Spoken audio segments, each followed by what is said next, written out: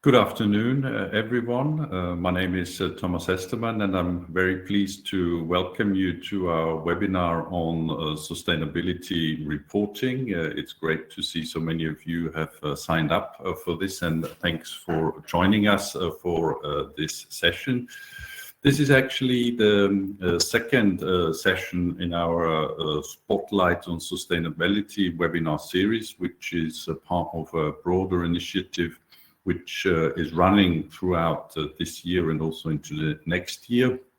We kicked this off at our annual conference this year at the University of Latvia in Riga with the topic of sustainability and resilience. And at that time, we also launched a major survey on sustainability, repeating a survey that we had earlier a couple of years ago. And you will also have the opportunity to see a first preview of some of the survey insights, particularly those are related to strategy and reporting. And also just to mention, a couple of weeks ago, we wrapped up our Brussels week of our first UA leadership development program, where sustainability also plays a very important role. And we had Hans Breunings, the former executive director of the European Environmental Agency, with us talking on that topic and how policy has shaped also this topic and how the link with policy and sustainability is evolving. And this was also the topic of our first seminar of this series last week. Some of you certainly have attended that. If not, you can also rewatch it here on this platform. And this topic there was sustainability and policy and how also research can inform policy and what the impact is. So really, if you didn't have the chance, you still can watch it. That's really worthwhile. Now, today we will focus on how universities are strategically using sustainability reporting as a tool. And we will, as I said, first of all, my colleague Nora will share some initial findings from our survey that we have launched and which we're still analyzing. And then we will deeply dive into the state of play, how reporting is currently used by universities, and we will have some experts and institutional leaders to share with us how they do it at their institutions. We will then have a contribution from the European Parliament's perspective, particularly on the development of the Corporate Sustainability Reporting Directive, and then what this means for universities. And then we will come back to our panelists and go a little bit into more details on how this all plays out at their institutions. Now, this webinar will be recorded, so you can also rewatch it and you can also have some questions. You can ask questions. For that, please use the Q&A section. You will also see you have a chat section. You can, of course, post comments there, but questions, please put them in the Q&A function. And you can also vote if you think a question is very relevant, and then we will try to take those questions as well. Now, to warm us up a little bit, we also have a short poll that you will see appear on your screens very briefly. Okay, very good. It's already there. So if you could just let us know in the first question, if your institution engages in sustainability reporting. You have three options: yes, no, or you might not be aware of it. Okay, we're just seeing how this evolves. Already answers coming in. And we will also be interesting to see how this relates later when Nora will share with you some of the details, how this compares to the bigger survey that we've launched. Okay, so looks like the majority is engaged in it. And just a second question to you. If you use reporting, why has your institution implemented sustainability reporting? So here you have different options. It could be required by the state or by a funder. It could also be a requirement by the CSRD, the EU's Corporate Sustainability Reporting Directive, or it could be that you do it for institutional strategy and internal decision-making purposes, or for being more transparent, communication with stakeholders, or also performance benchmarking and rankings. So here we can already see that the responses are much more diverse. So various reasons, also multiple reasons are possible. Great, good. This was very good to see, and I'll now hand over to my colleague Enora to also share with us the first preliminary results of our survey on greening. And yeah, Enora, we will also see if some of that connects to this very short poll that we had here. Indeed, thank you very much, Thomas. Good afternoon to everyone from myself as well. It's a pleasure to have you here and share with you the first results of the survey that was implemented by EUA just this spring with members to discuss sustainability and greening at universities, to ensure that we have the latest possible data to build on. So the idea with this survey was to capture the state of sustainability and greening efforts at institutions, looking at strategic frameworks, but also operational actions and how they are integrated in university missions. This was carried out just a few, it closed literally last week or so, so from April to May. And we did reach out to a number of you with 420 responses covering all of continental and Europe and beyond. So in this survey, we looked into sustainability and greening activities, but also strategies, governance and implementation aspects, drivers, benefits, and so on. So there's a wealth of data available from this survey. It's currently being processed. So here we're sharing today very preliminary analysis that is focusing on the sustainability reporting dimension.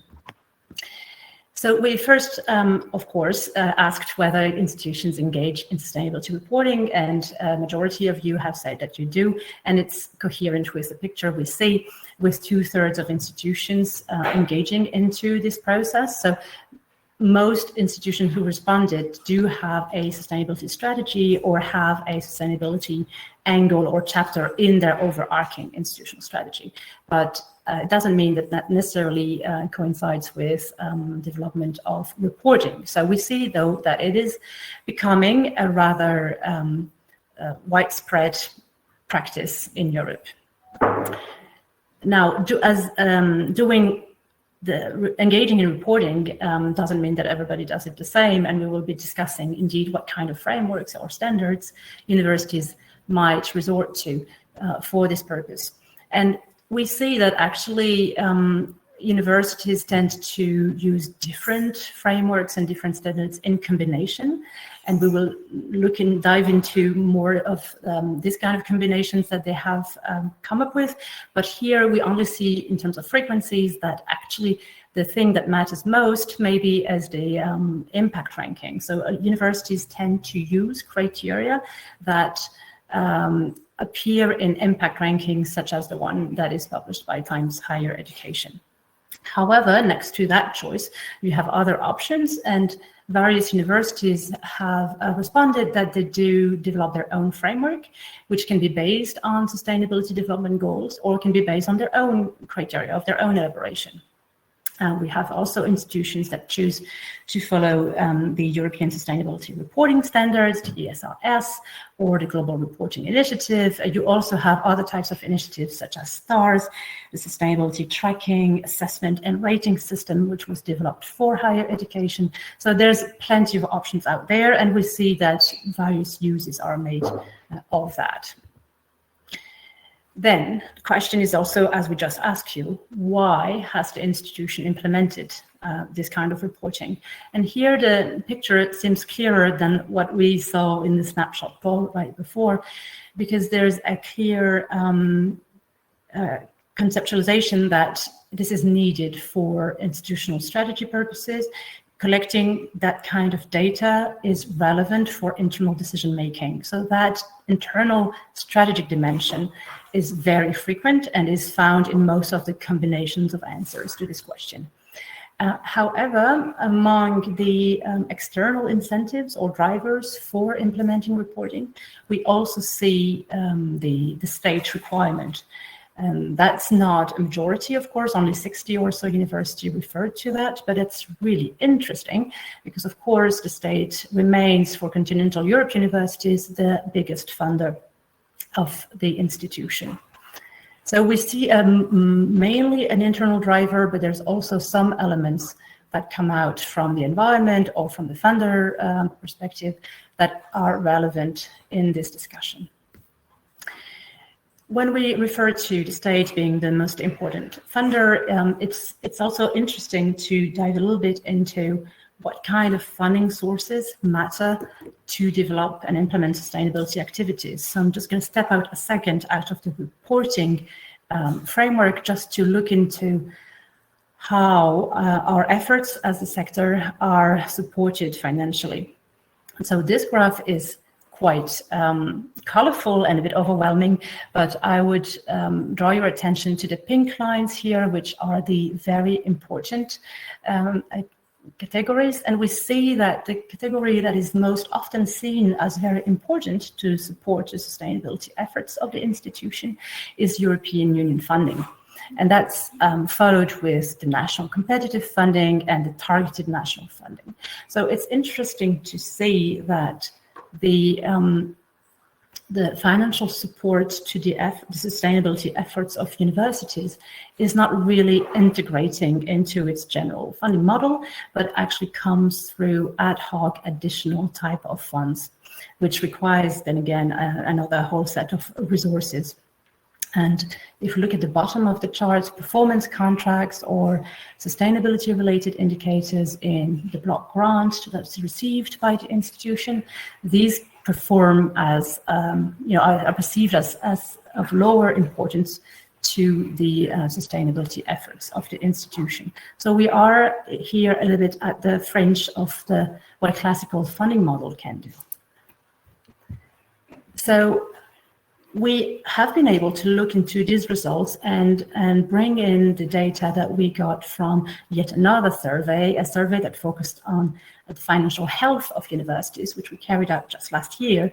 And we in this survey, we asked about the financial impact or the impact on university finances, if you will, of the twin transition, looking at both the digital and green transition aspects.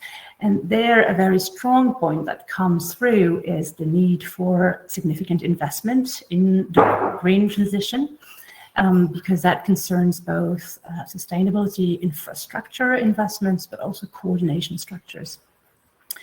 However, there is a very strong narrative and awareness around the benefits to engage and invest into this transition, which have to do with reputation. And we see reputation and collaboration is a very strong dimension of the whole sustainability agenda in universities, as well as the collaboration opportunities and the extra funding opportunities. But what is important is that it came out very strongly from the survey that there is this uphill investment or upfront investment that you need to do is quite significant, and the benefits in terms of economies of scale and so on and efficiency gains appear down the line. So it's tricky in terms of public support or public financial support, how to move forward the universities there. So again, there's no natural fit for classical funding models in the field of sustainability. Now, if we circle back a little bit to the specific point of the Corporate Sustainability Reporting Directive, which is an EU piece of legislation that is just starting to bear effects, we will focus on this topic a bit more during the webinar, but we have asked in the survey whether the universities take it into account, whether it's relevant for them, because in principle, most European universities would fall out of the scope of this directive. However, we still see over 20 or so universities actually taking that as an opportunity and using a voluntary approach to take on this reporting method and framework to support their own reporting development at their institution. So that will also be something we want to touch upon in the second part of this webinar. And finally, because not everybody is engaging into sustainability reporting, we've asked what the main reasons were for those. So you have a smaller sample of universities that have kindly replied to this. And here we see that there's basically an internal and external reason. The external reason is that there is no clear legal requirements or no harmonized requirements to do so, and clarity on what to use. And there is the question of resources in terms of expertise and development of the necessary tool, perhaps. So these are all the elements that we can show you at this moment. Later on this year, a full report will come out with the entirety of the results of this survey. But for now, we thought this would be interesting to share to inform the discussion we're just about to have. Thank you very much for your attention. Thank you very much, Nora, for this first insights on this survey, and also to share the slides will be shared, but the full analysis of the report, as Nora said, will be out in autumn. Now, also, if you've got any questions on this, please also put this in the Q&A section. We can come back later to this one when Nora will take over again, and then we can respond to that. But now it's time to go into our panel and talk a little bit about more how universities actually deal with reporting, what they see as advantage. What are the challenges with it and how they engage in it? Is this a strategic priority or not? And with this, it is my pleasure to introduce to you our three panelists we have with us. First of all, we have Anna Potakova, Vice Rector for Research, Doctoral Education and Sustainability at the University of Helsinki. She also had previous several leadership roles in several Finnish universities. Thanks for being with us. Then we have Akos Domaidi, who is currently the Senior Advisor to the Board of Trustees of Corvinus University, and Akos has been previously the Chancellor of this university, also several other leadership roles. Thanks for being with us, Akos. And finally, we have Charles Larkin, Chair of the Governing Body of the Technological University in Dublin, also several other affiliations, University of Bath, and within the field of accountancy. Thank you, Charles, for joining us on this panel. Now, the first exploration we want to have with you is if you could just very briefly share some of the key sustainability initiatives your institution has implemented. And maybe, Anne, if we start with you, I know what you've been doing because we had our funding forum at your institution just last October, but maybe if you could highlight one or two key initiatives so that we get also a flavor of how you are set in this field. So good afternoon, everyone, and nice to be here in this webinar. University of Helsinki, we have a long history for sustainability and research education and so on. But in last few years, we have been focused on three main topics: leadership, responsible investing, and also developing sustainability expertise. And in leadership, we have now Vice Rector for sustainability, but also we have 11 faculties and all faculties have those wise deans for sustainability. And of course, those expertise, we have education for both students and staff. Thanks. Okay, thank you very much. That gives us already a very good flavor also of the importance of leadership and governance in that dimension. We certainly will come back to that. Now, Akos, if you could share some initiatives from your institution. Good afternoon, everyone. Thank you very much for inviting me to this panel, and I'm really happy to be here and share with you some of my experiences. I will bring you, let's say, maybe an example that would you clarified is not so big, but from my perspective, it's very important because it brings the economically and ecologically impacts together. The example is that we realized, I think 4 or 5 years ago, that the university is spending more than 10,000 euros for water in plastic bottles for conferences and for several reasons. And we stopped that and we installed a water filtration system into the water pipe system. And till that, we don't buying those kind of plastic bottles. What was the impact? The economic impact was very interesting because we spent more than 10,000 euros a year for this. And of course, the installation and maintenance of this system was cost also money, but it was 7,000 euros, so 30% less. And what was the economic impact? We saved 1.5 tons of plastic on the one hand, and of course, not to speak about the whole transportation, how these bottles was bringing into the university. Why I mean, I know it's a quite, you can say it's a quite tiny example for sure, but I think it is a very good example to show how you can bring economically and ecologically positive impacts in a sense of sustainability together. So that's why I bring this example. Thank you.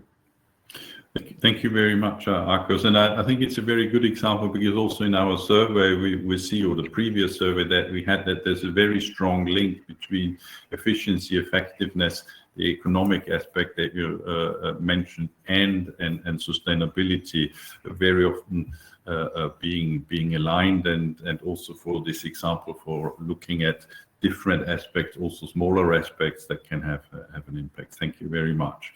Now, Charles, what is from your institution, the institution where you chairing the board, what kind of priorities have you set? Well, it's an interesting one to answer, and thank you for having me, Thomas, and welcome everyone this afternoon.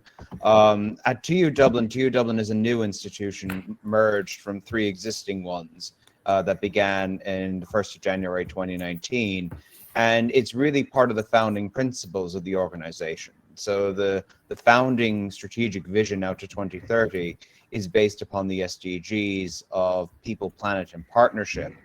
And planet is very much at the core of that. And as a result, from the very beginning, we have stated we want to reduce our carbon footprint by 50% by 2030. And we have added that part of the graduate objectives of all students graduating from TU Dublin is that they have had some education and development in the areas of climate knowledge and sustainability, so that it makes up approximately 1/5 of their educational outcomes.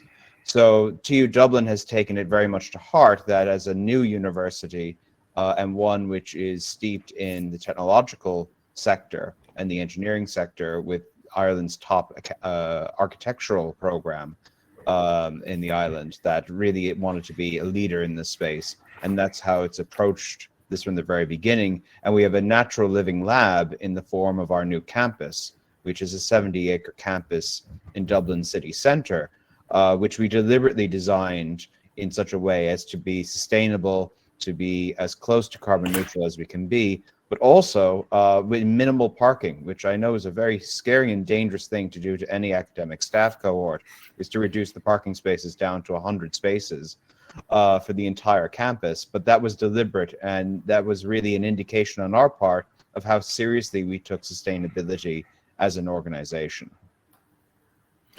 Thank you very much, Charles. And I think it's also interesting to see that we have slightly different types of institutions also with you representing, and you describing that as a newly institution, the importance to set this out as a strategic priority really across the institution. Maybe if you already follow up immediately on the question on reporting. So we know that you'll do that, and maybe if we continue with you, Charles, your take on your institution.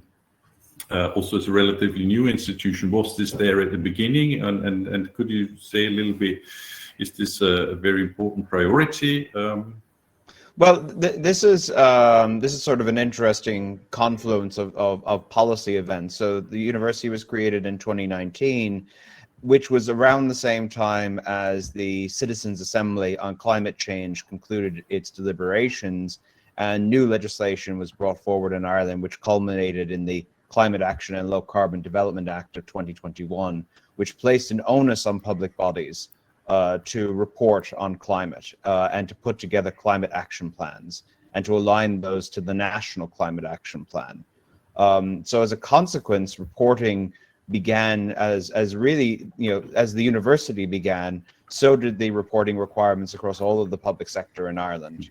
And it was actually a happy coincidence that our reporting habits were sort of hardwired and baked into our operations. Now, at the same time, our regulator, the Higher Education Authority, has reformed their performance framework in such a way that you have to include climate action, performance goals and targets within your performance framework agreement with the regulator. And again, this is to align as part of the delivery for the National Climate Action Plan. There are challenges and significant challenges because reporting, especially Scope 3 reporting, is quite difficult. And we've borrowed heavily from Sustainable Energy Ireland and from other public bodies for the reporting frameworks. For our organization, we really have discovered how expensive going to access point procurement is in terms of its climate footprint. And we only began to understand that as an organization when we began doing that reporting. Our main challenge, though, is that it has really put to us the cost of moving to carbon neutrality and sustainability. And that is something which, as an organization, we have great difficulty reconciling because we have over 49 buildings in our campus across our 3 legacy institutions.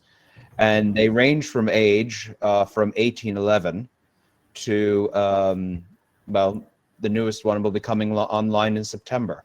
So there's a huge breadth of capital assets that we have to make as close to carbon neutral as possible. And that's really where we're beginning to understand the costs of compliance are not just in the reporting and putting in place those systems, but it's also in the ability to adapt and to bring things to a building energy rating of B2 across the campus, all our campus locations. It would cost us over 550 million euros, which is almost twice our operating income. So that means that you have to sit down and really prioritize what you do as an organization in order to be compliant. And we're very conscious, and our regulator is very conscious, that Ireland's overall carbon performance has not been excellent, largely due to the agricultural sector and the transport sector, but that we at the university sector do have to do our bit. But we have to do that in a way that's financially sustainable as well as environmentally sustainable.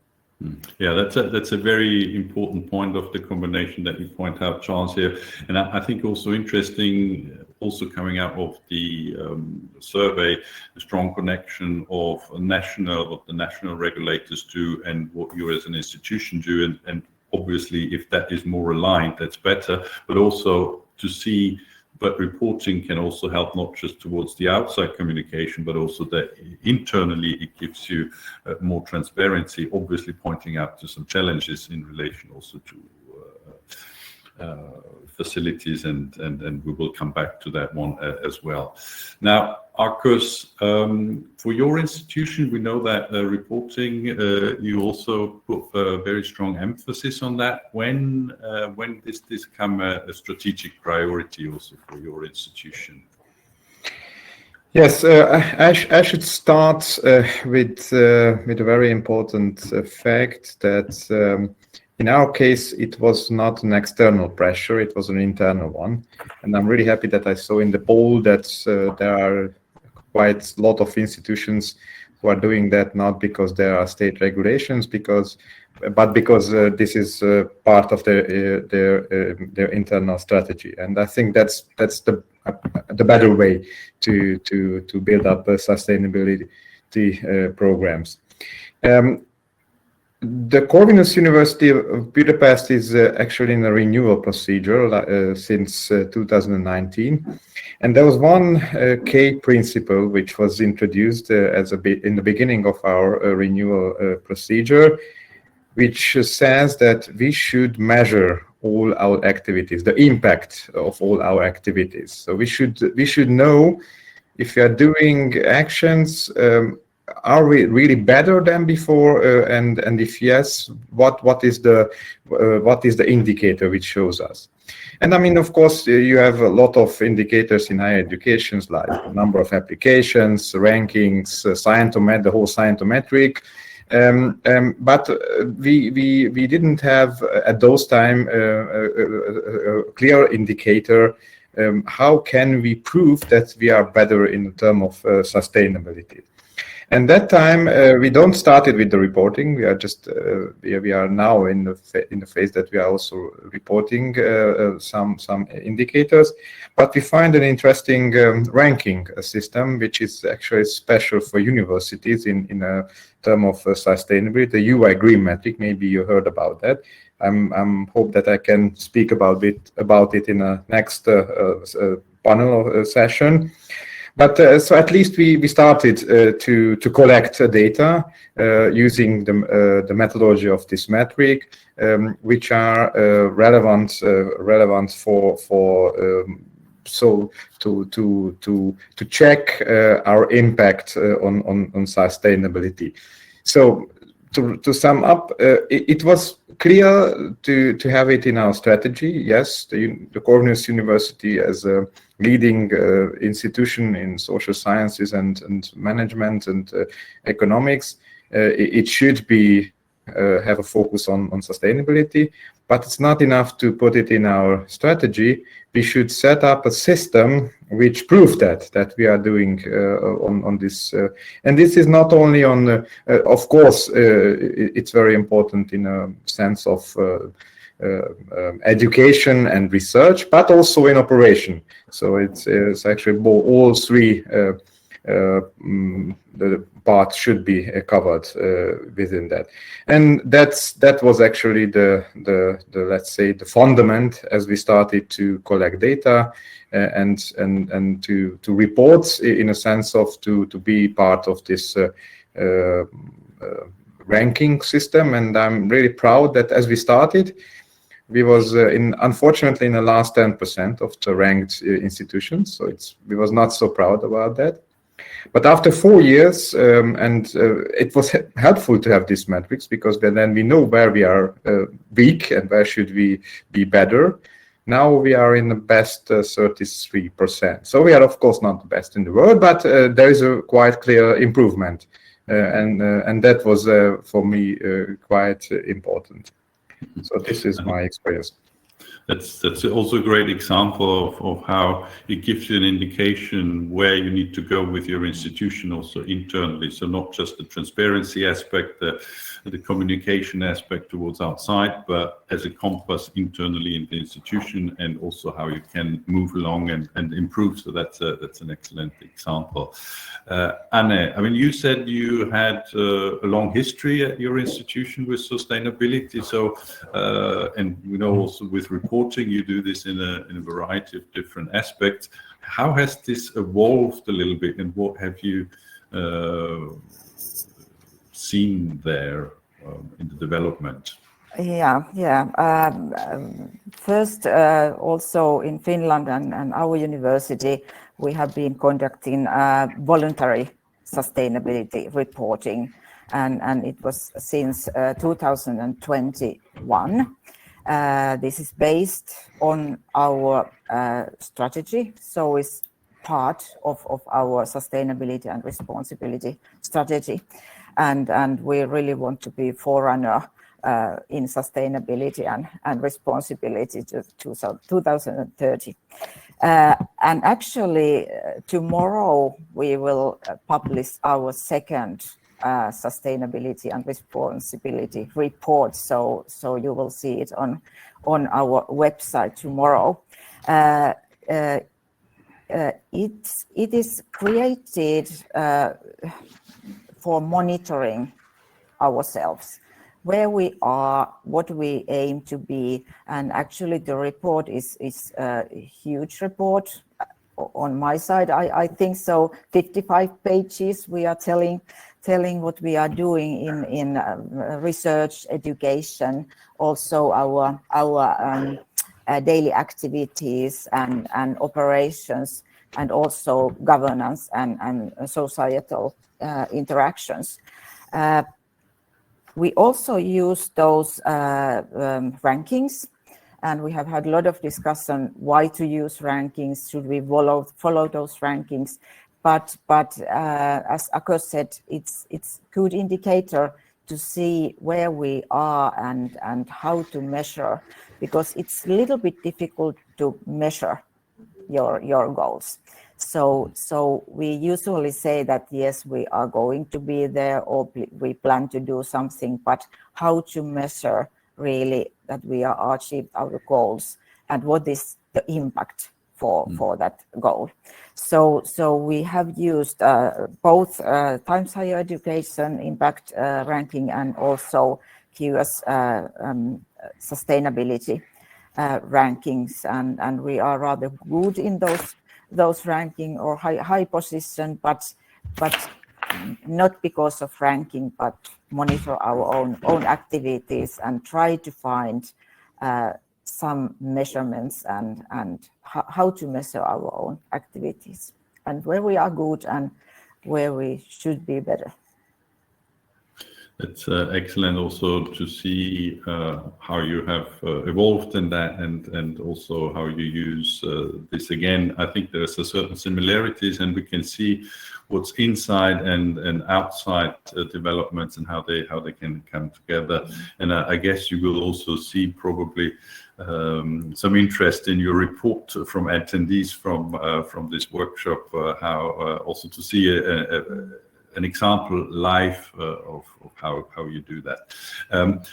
Thankfully, there are already questions coming in, so I already want to throw some of the questions to you to see how you approach this. There's one question about the sort of, if you, in terms of, Anna, you mentioned really also the leadership aspect that you have, a specific vice rectorship, but also at the faculty level. And the question was this difficult to change? And did the university face any resistance in this? Actually, no, and I was very pleased that it came up as a voluntary.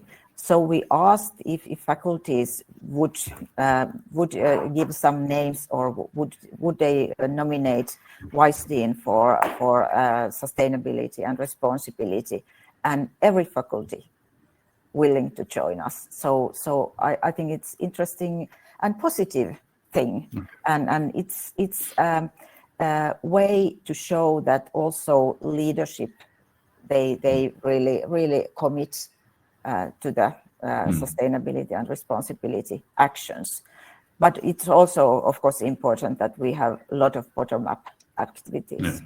Yeah, that's I think it's a very positive example. I remember at our annual conference we had other examples where sort of these leadership positions have been actually abandoned after having them had, and so we can see throughout Europe probably very different approaches to that. So having a good experience and good examples is also guiding the way in that sense. Now, there's one question that was also to the question of education. Anne, I think you also evoked that question, but maybe this would be something to all three of you, is how you actually do training, not just training in terms of students, but also staff in terms of sustainability. Is this something that is also appearing in the other institutions, Charles and Arcos? Well, in TU Dublin, there is training. So heads of school, heads of discipline, as well as faculty, deans would receive training. We have a VP for sustainability, which was made part of our first executive team, and that's quite a distinction at TU Dublin, because the government limits us to the amount of vice presidents that we're allowed to have. And that training is mostly relating to procurement, because procurement, again, it's balancing the climate aspects of procurement with the standard public procurement framework, which very much works on the basis of cost matters most, as opposed to the wider supply chain.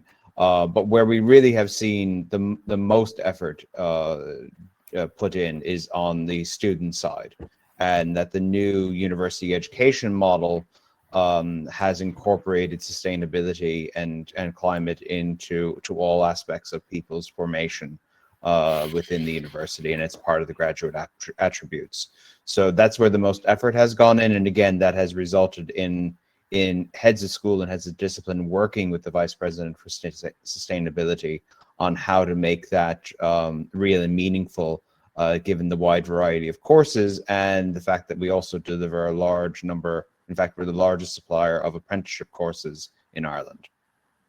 Yeah, it's very interesting. I think we will come back to the aspect also on the opportunities for universities to engage in education, also on reporting, which is clearly, once you dive into, not a very easy endeavor. So that is clearly also a space for universities. Maybe also Arcos, from your side, is there, how do you approach at Corvinus the education part, also for staff, maybe?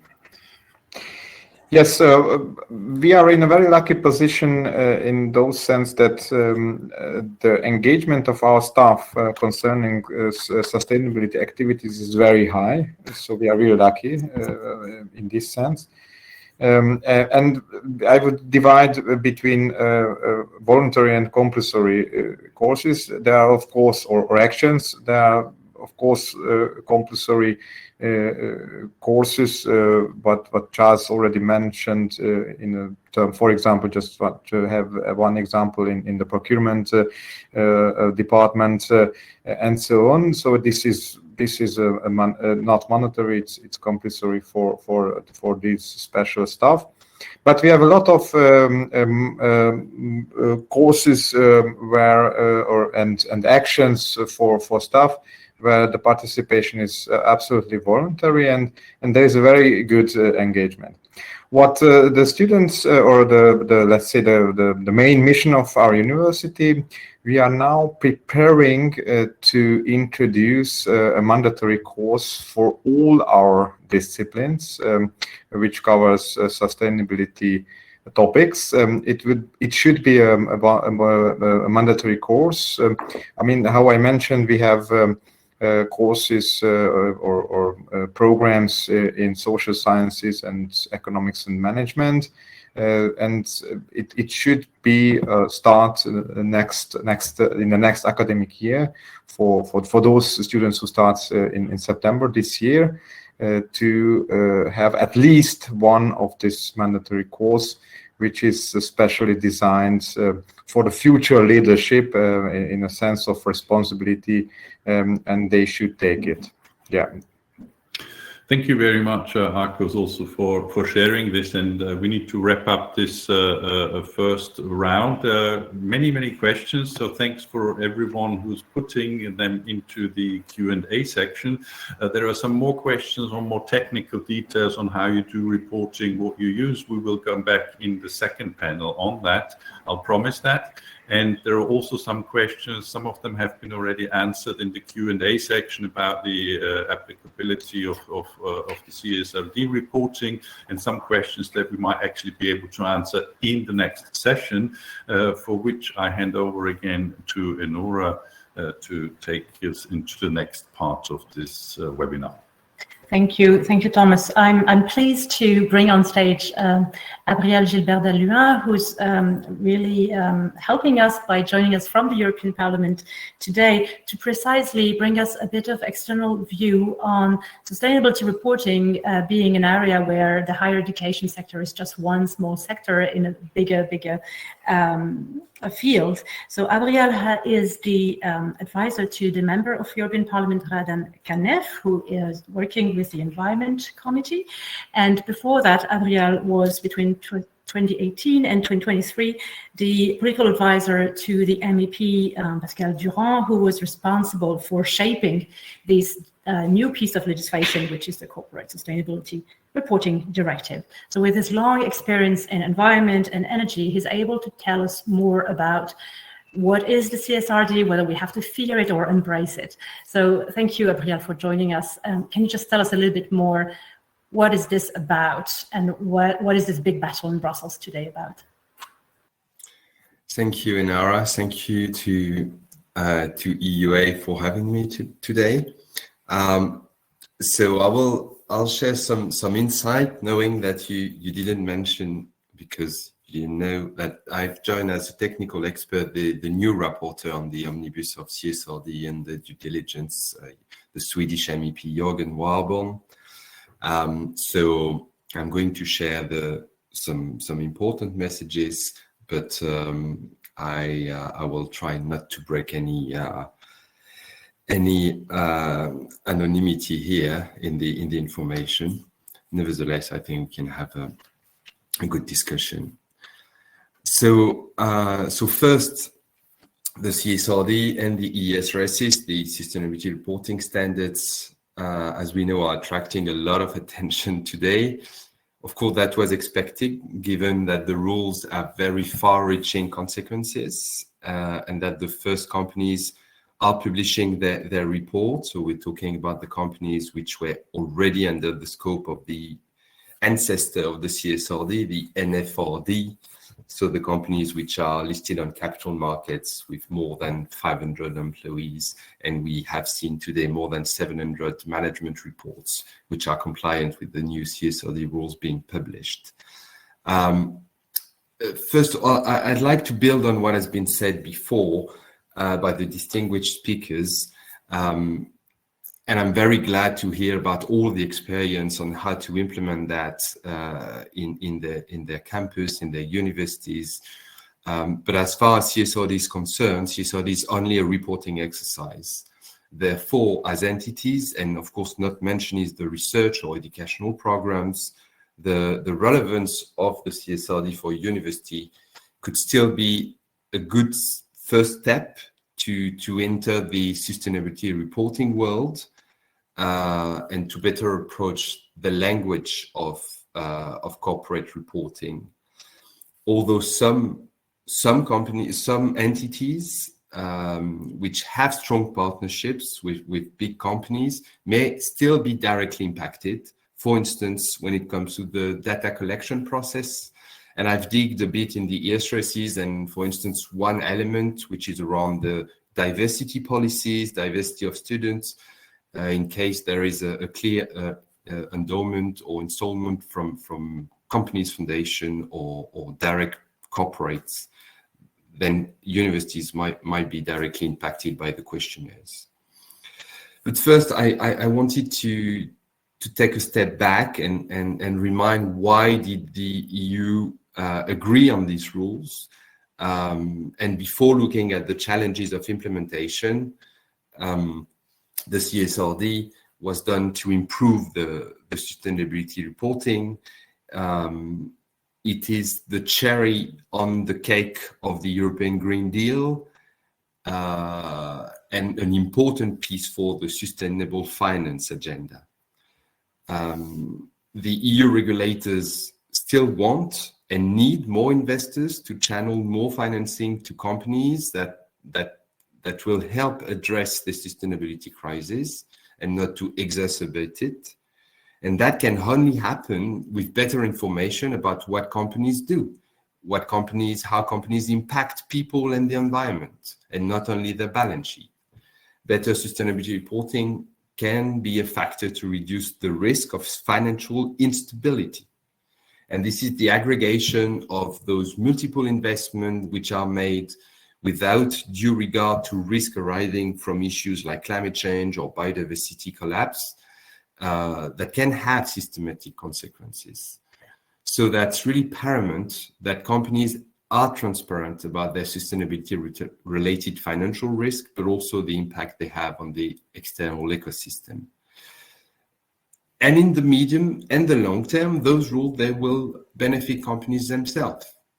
Mandatory common standard at first. That was meant to substantially reduce the burden that comes from having to apply multiple and inconsistent and overlapping voluntary standards and framework. Standardization is simplification. We usually had multiple questionnaires with different angles. Companies were only reporting certain information. I will build a school in Mexico, but I'm not addressing the quality of the water that is coming out of my plant. So the discipline of sustainability reporting is a factor to help companies to better manage their own sustainability performance and their own risk, and it will provide the necessary analysis and data that companies' board can use internally to decide on investment and to shape the company strategy. Just as boards use internally the financial information that is reported according to the financial reporting rules. So in the medium and the long term, the ESRSs can help reinforce the resilience, but also the competitiveness of European companies. So I'm not saying there is no challenges for companies on the implementation. There are many. We are aware of the challenges for the companies, especially for the first wave of companies. And it requires indeed to do things differently. It implies new systems, new skills, new people, and those are inevitably new costs.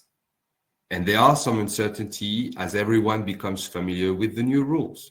That is why various measures were already implemented and in the law to facilitate the implementation to be taken on board.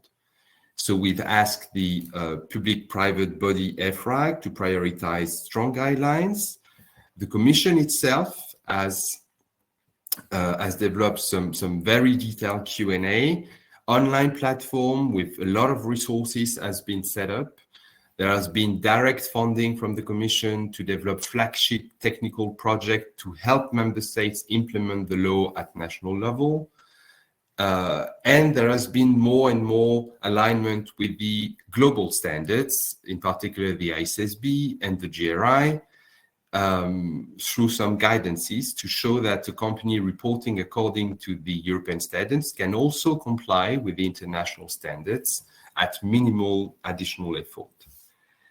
And initially, they were planned to have voluntary standards used by the non-listed SMEs, used by every companies out of the scope or every entity that wanted to get acquainted with this new sustainability reporting exercise.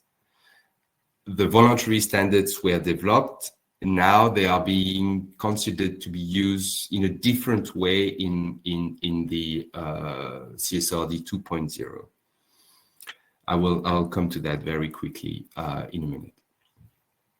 So it's clear that the implementation hasn't worked, although we are seeing more and more reports. So we need to be a bit pragmatic and to have a common sense.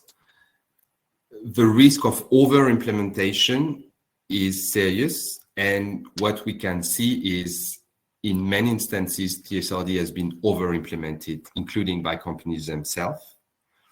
The auditors has played a huge role into that, taking for liability reasons a very extreme approach to the audit they have towards companies, having them to check each of the data points developed by the European standard setter and check whether that was relevant material for their activities, instead of asking the company to identify what are the core elements, the core pillars of its sustainability strategy that presents a strong materiality element. So they completely reversed. There were many phasing approach that were introduced, many flexibilities on value chain data. So to conclude, of course, I will just give you a few words about looking forward. So the co-legislators have decided to postpone the application of the directive for the second wave of companies, so those which were not in the former CSRD scope.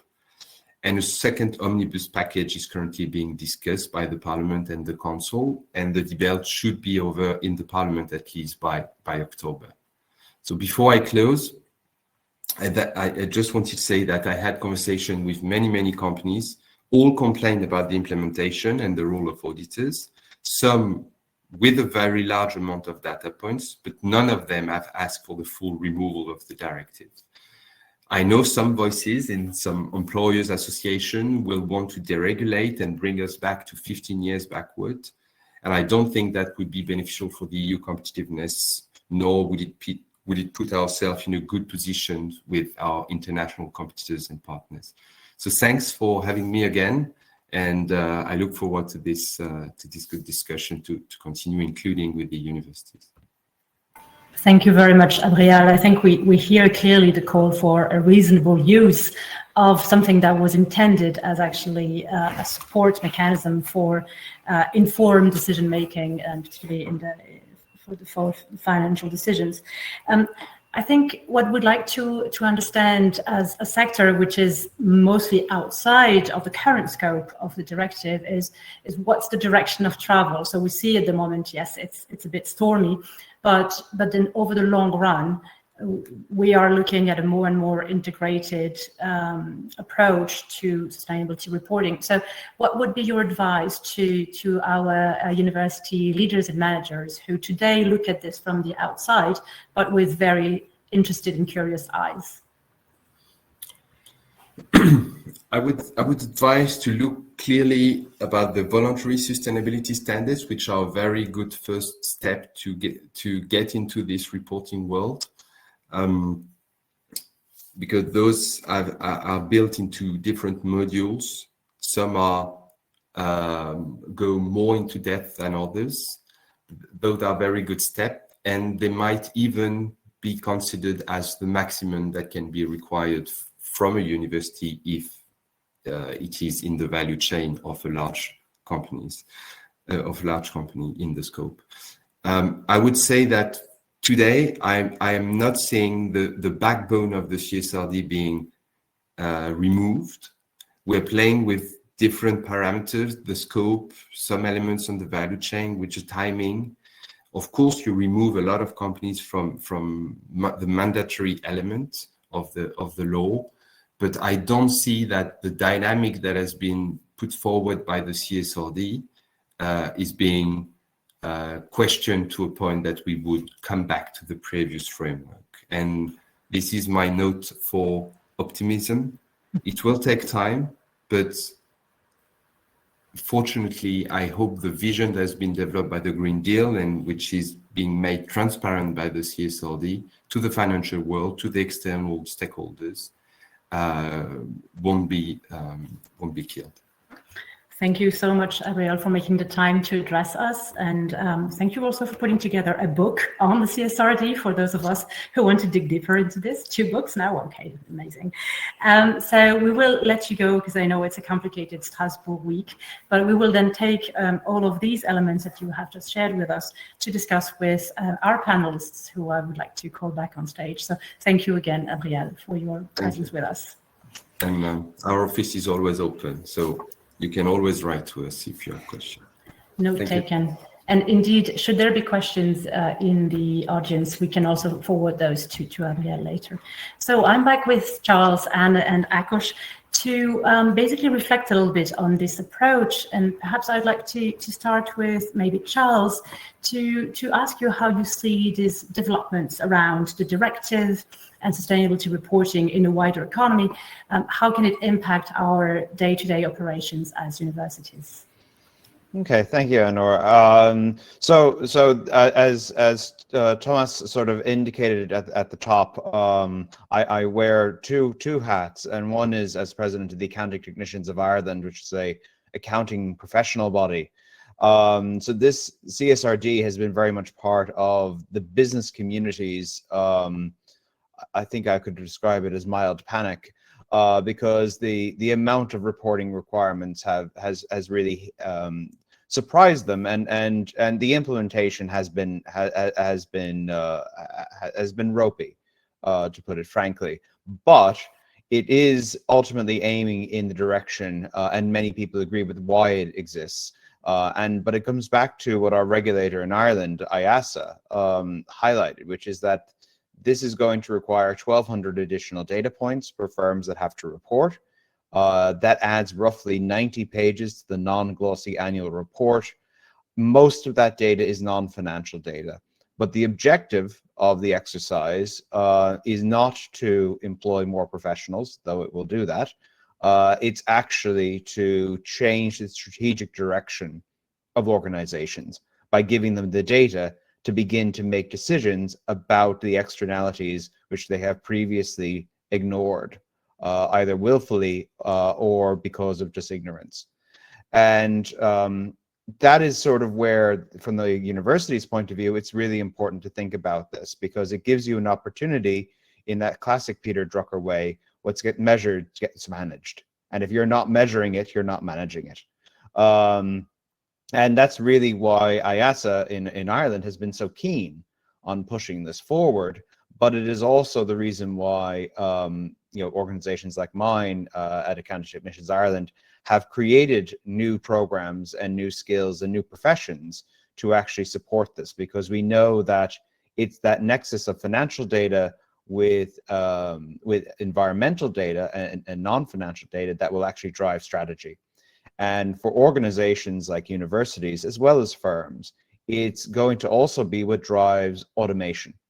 The future of reporting and the ability for reporting to be effective is going to be reaching this nexus point between professionals in universities with financial knowledge, but also with skills in robotic process automation, in artificial intelligence, and also in very deep level analysis, because again, double materiality is something which really shouldn't be just seen as a CSRD factor. It should be understood as something very important to universities because of what we do and how we do it. And our skill set, our professional staff should be in roles where RPA, AI, and traditional reporting and accounting standards are melded together into creating a new core of professionals, which really serve the strategic intent of the university in a way that at the moment we don't really do right now. Some universities might be at the very cusp of it, and I know firms in the private sector are beginning to do that in a very serious way, and the Big Four comment upon it quite often. But there's huge amounts of value add that we can draw from our professional teams if we start thinking about those parts of our university that way. And it isn't just about the professional teams, it's also about what we can do as educators. Because if there is going to be a CSRD 2.0, even if it changes slightly, the skills and tools needed to master it and to make the most of it, and to add value for the organizations and the shareholders, will require staff, and those staff can be trained at our universities, and that's a great opportunity for us. So while we are creating the next generation of business leaders and business advisors, we can take part of that into actually making a better group of people advising our organizations as universities how to go forward. So that's the sort of a basic overview from my point of view of where this would be going, and that universities shouldn't be afraid of it. They should embrace it. And I think, you know, it should be the beginning of a conversation we have at universities about really improving our reporting standards and really infusing the organization with much more sophisticated technologies on that professional side. Thank you very much, Charles. I mean, there is indeed an actual opportunity for universities to train the next generation of professionals, so we'll have to deal with some sort of sustainability reporting, whichever form it comes into. But before you can train, you also need to practice as an institution and get a foot in this world of sustainability reporting. Akos, I believe your institution has made a strategic choice to look into this directive and apply, as Abrial was advising, this on a voluntary manner. So is this the idea is as well there to become a leader, perhaps also to enhance and support implementation in the sector more broadly? Is Corvinus trying to become a sort of a lighthouse, let's say, for sustainability reporting in the country? Please share with us. Yes, definitely yes. My short answer, but maybe it's more important or interesting. What was the reason, as we discussed it in our university, to do that or do so? Because it is actually not mandatory at the moment. The first point is I'm pretty sure, and Charles already mentioned CSRD 2.0 or 3.0. In one of the next generation of CSRD regulation, universities will be part of that. I'm pretty sure, because I mean, you have to just have a look on the financial data of universities. Abrial mentioned that 500 employees. I mean, most of the universities have more than 500 employees. So I think if there would be not an explicit exclusion, universities would be most of the universities would be part of this regulation. But there is also other reasons why we decided to do that or do so. We are pretty sure that this is, let's say, a decision indicator. A decision indicator for students. Yeah, I mean, yeah, a lot of indicators are around us which influence students choosing one or the other institutions. Ranking is, of course, one, but there are several others. And I'm pretty sure that universities who can also share reports, a standardized report in this perspective, these could have also a competitive advantage in this sense. But this is also, it could be also a decision indicator for partners. I mean, we are working with quite a lot of companies in the industry, in the service sector, and I mean, if they say that in one circumstances we are comparable with them and we are speaking the same language, for example, in this sense, it could be also a positive impact, and then maybe, or we are hoping that most of these companies will decide to have a cooperation with us and not with other universities without this kind of reporting.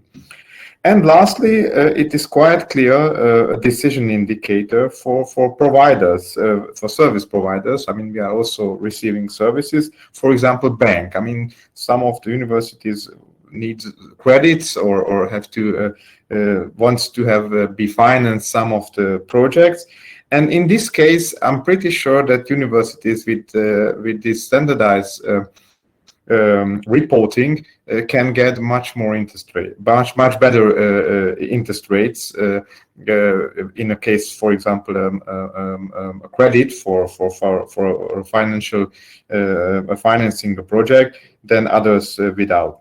So to sum up, yeah, I mean, we are pretty sure that in the long run it will be compulsory for universities. So it's better to have you said a lighthouse. I would say a pioneer in this field. And already said lighthouse, but I think it's more important that we are pretty sure that this could be a decision indicator for students, for partners, but also for service providers. Thank you. Thank you, Marcus. I do see the competitive advantage angle for sure. That is very clear coming, whether from in terms of attracting staff, students, as well as partners and funding bodies as well. So we could think as well in concept of in the idea that universities try to diversify their income streams. This is becoming more and more important to have streamlined information that they can report to their different providers indeed. Anna, I would like to hear a little bit from you how you see the sustainability reporting practices evolving at the University of Helsinki, what you think the future holds. And perhaps for you, I also have a question that comes from the Q&A, which is about the role of alliances in there. Like, and in your alliance at Helsinki, how is the sustainability discussion shaping? And is there something that we can bring there in terms of collaborative efforts? So, okay, this is very broad, but please. Thanks. Very broad question. But what was your first question? It was something how we the future. Evolved. Yes. Of course, I think the reporting is tool for leadership and data-driven management. I think it's something important, and that is why we are also looking for this CSRD and a more structured format of reporting. Because if we don't measure, we can't lead anything. So it's really opportunity for universities to take part. But what are the relevant questions for us? Because and what are the relevant topics for reporting? So universities are a little bit different organizations compared to companies and so on. So I think we have to formulate the questionnaires and reporting format at some level to fit better to universities. Hopefully we will do that. Yes, and the second question from audience was, would you please read? Yes, actually, if I read it out, it's from Chris Behrens. It's how can leadership within university alliances collaborate to harmonize perhaps sustainability reporting practices and amplify their collective impact? If that's a discussion already at the level of the alliances. I think this discussion will start, of course, nationally. We have had discussion in Finland together with universities and also universities of applied sciences, which they already try to harmonize and practice this exercise. But also, I think it's important to continue discussion with all universities and also alliances. So this is collaborative effort, and I think if you try to do it alone, you do lot more than if you share your best practices and ideas with other universities. I mean, indeed, we see the collaborative dimension comes in at various levels. So the level of alliances, it could be one of the newer ones, and of course there are sector level efforts. I believe there was a question further up. I cannot see it anymore. Maybe Nino, you can help me.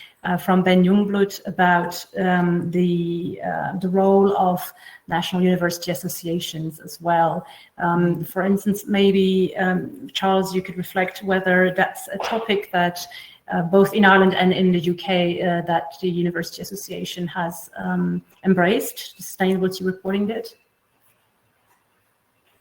Well, just on the national associations in Ireland, so the Irish Universities Association has an interest in this, and now in terms of the technical reporting aspect, that hasn't been as fully developed and in depth as in other jurisdictions, but it is there and it is evolving. Right now, there is no association for the technological universities. So the 5 technological universities in Ireland, they did have an association. It fell into abeyance, and the new one hasn't been properly constituted yet. When it does come online, it is likely to be a major priority, since all the new technological universities, having been created after 2019, have this focus on climate and climate response, very much aligned to where government policy has been. And just while I have the mic, just to Akos's point, I just like to really underscore that about financial, the quality of financial reporting and the quality of sustainability reporting in particular is really an avenue to lower cost lending.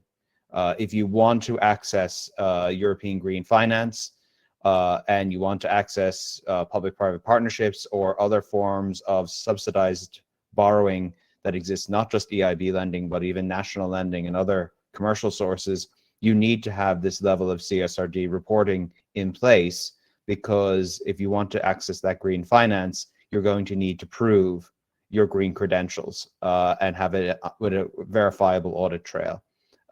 So it's actually in everybody's interest, if you have a borrowing capacity, to have this level of reporting and to have it at a very high level of quality, because that will give you access to cheaper borrowing facilities than you otherwise would have. And if you are issuing your own debt finance, again, it improves your ability to gain access to lower cost of borrowing on the markets. So I just want to make that point, that there's actually some very real financial returns to doing this ahead of schedule and doing it right. Absolutely. Thank you very much for that, Charles. I see various questions that are all around a lot of curiosity on which tools, which softwares, which approaches you have taken. And Anna has mentioned that you looked very much into the Times Higher impact rankings, for instance. Maybe, Akos, would you be able to say more about, like, at a more sort of very concrete technical level, what kind of tools you are using or you have started using in the context of the data collection process? Yes, let's start with that we are in a very interesting experience because we are now try to take part in 3 rankings concerning sustainability, so UI Agreemetry, QS, and TAG as well, and also preparing a CSRD report, a bit simplified, but still to have the standardized format, to keep the standardized format. And to be honest, we realized that there is only let's say a small part of data which are coherent in all this reporting measurement. So it's I mean, on a long run, maybe it's an advice for all the other universities, and I think that should be also do governance in the future, to choose not more than 2, let's say, goals where do you want to have this, because otherwise it's very time and energy consuming. To come back to your concrete questions, we are in a lucky position that we are using a standardized CRM EPR system from SAP, and it allows, so there's a lot of data in it, fortunately. But we extended it, and it's good to have such sort of system when you can extend with other data sources, because it helps to the standardized data collection. So I think in most EPR systems knows that, or at least can teach them to this system to have additional fields. What do you want to collect? And then the good in these systems that you can put it quite quickly in context and build up dashboards and reporting scale. So that's the way. But we started that. I mean, this is the high end level of that. But as we started with Excel sheets, and it is also possible to do that. So I'm just saying, so it's not necessary to buy a very expensive system. It is much more important to do it quite consequent, and this is, I think, that the consequent handle is more important in this sense. And you can start with Excel sheets. If you are in a lucky position that you have a very good EPR system which can extend it, then of course it's better and much more professional to implement into that. Thank you very much, Ákos. I see a question that's, I think, intentionally provocative, but very interesting from Michael Sinnott. Maybe I will direct that one to Anna to start with. The question refers to what happens when reporting makes clear maybe just how carbon costly our business model is, notably with regard to international students who travel and pay higher fees, depending on which system you are based, of course, in Europe. So do we go for radical change to our HI business model? I would like to mention we have different business models out there in Europe, but I think the question of, what you do when reporting shows you that there is some really important systemic elements to consider. Very, very interesting question, and how to deal that. But I think we first must see what is going on and see the data and so on. But I think we have to change our politics some level and so also our actions and activity. But I don't have any clear and correct answer for this question, but interesting. Yeah. I mean, clearly this is where also the leadership angle that you brought in comes in as well. The question is to have a champion within the institution to promote the sustainability element is one thing, but also the question is how to take on board all of the decision makers in the institution to some extent. Charles, maybe a question looking forward, and that probably will be our last question before we move to our conclusions today. How do you see maybe the impact of technology? I mean, you referred to it before as well, AI shaping the future reporting processes. You mentioned automation as well earlier. So where do you think we might be heading as a sector? Well, I think what CSRD has done is that, I mean, there was a review that Reuters had just done following the initial round of reporting, and they found that about a quarter of their respondents were seeking to implement forms of AI in dealing with the reporting requirements in their firms. And some of that is pure AI, and some of it's effectively RPA, robotic process automation.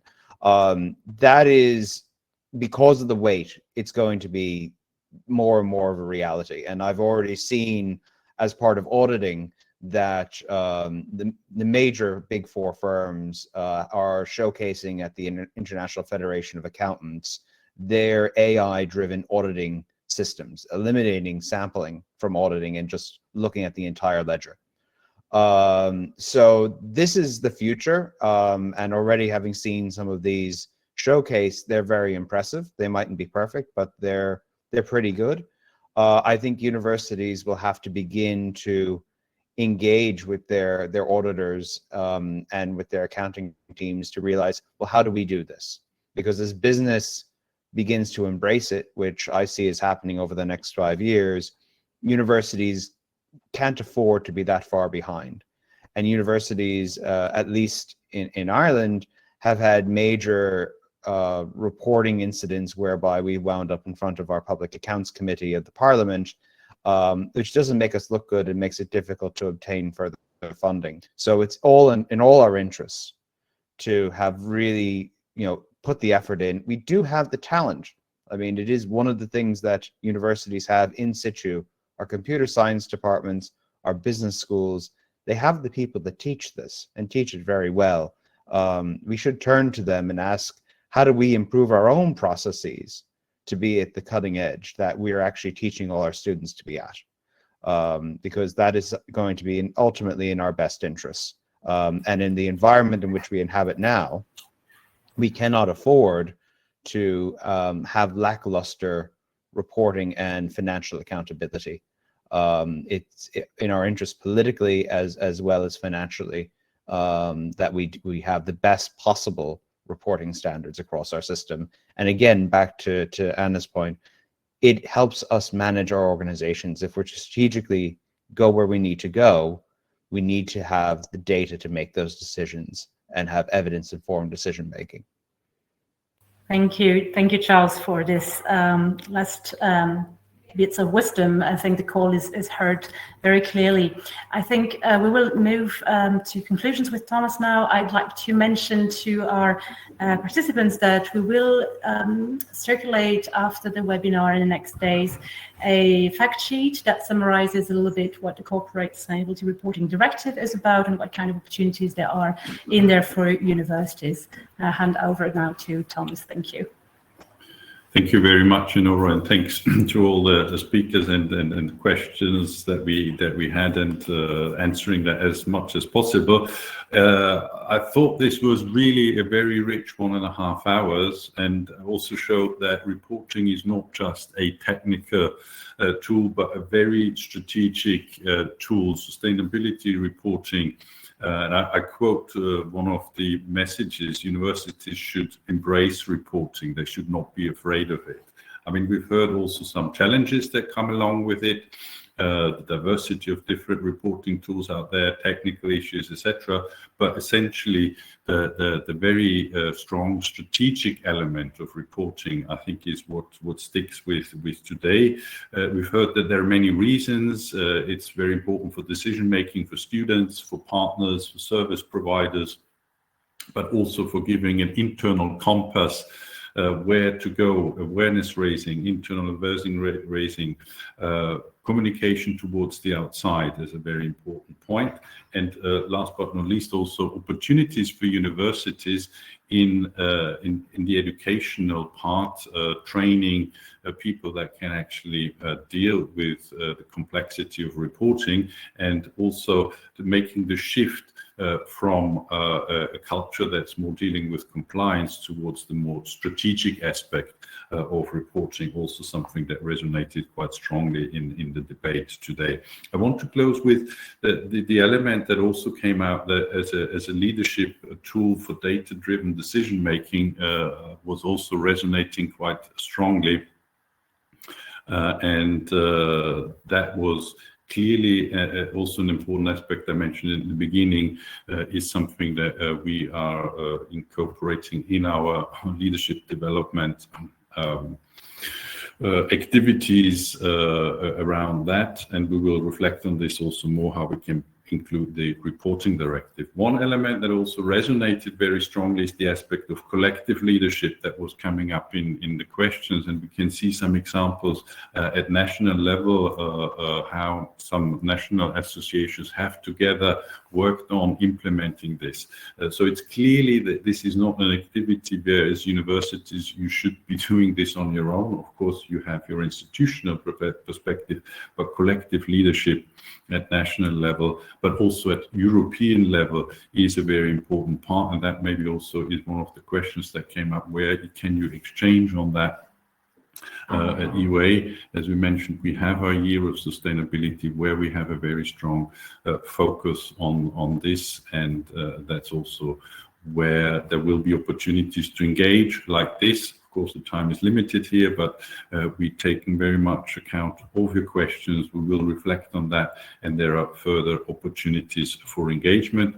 Also, when we take up the webinar series again with the launch of the survey, we will also, as Nora mentioned, launch a quick fact sheet on reporting, and we will also include more analysis from our data on funding and the greening survey that we will also report.